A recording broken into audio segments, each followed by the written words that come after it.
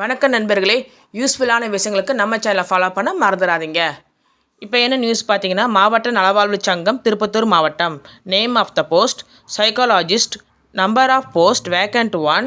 Education qualification master degree in child or adolescent psychologist or child psychologist from any recognized university in India.